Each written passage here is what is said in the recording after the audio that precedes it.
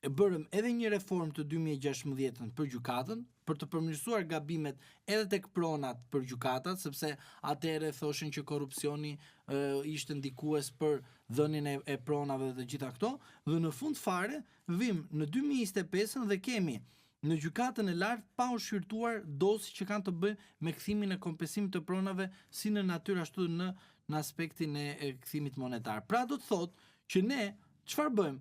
Ne themi po jemi gati të bëjmë ligje për pronat, ne themi po kemi ligje për pronat, por ne si qytetar gabojmë ku? Nuk kemi ligje që të vinë dhe të pajtohen me interesin e qytetarëve. Po si merret interesi i qytetarëve? Nëpërmjet deputetit. Prandaj e çova kaq shumë gjatë që të kuptojmë. Deputeti normon ligje.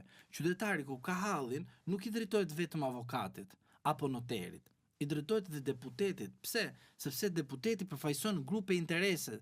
Kush është grupi interese? Do thotë në një zonë, në një vend të caktuar ka lindur një problem ligjor. Si zgjidhet ajo? Para se të shkojmë në gjykatë, në mënyrë ligjore nëpërmjet parlamentit që deputeti të flasë në kuvent dhe të kërkojë ministrit apo vetë të marrë iniciativë të propozojë rrugëzidhje të një projekt ligj. Pse bëhet kjo gjë? Që të lehtësohet edhe qytetari që në rast se përballet me një problem, nuk është i vetmi, po ka edhe të tjerë qytetarë që do përballen. Po të paktën të bëhet një grup i vogël i cili të ndërmirësojë të deputetit, që deputeti të bëjë edhe interpelancë, por edhe propozim për të përmirësuar problemet të së shkuara. Sepse çfarë ndodh sot? Sot ndodh edhe kjo. I thua, kjo rrugëzidhje që kërkon ti kërkon patjetër ndryshime ligjore. Po gjykata nuk bën ndryshime ligjore. Kush i bën? Parlamenti.